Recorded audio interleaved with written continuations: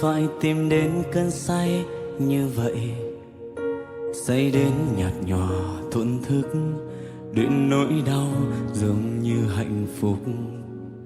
Nước mắt tràn vào trong chiếc cốc trên tay, chỉ muốn say để quên đi những đọa đầy. Một kẻ yếu đuối đóng vai một người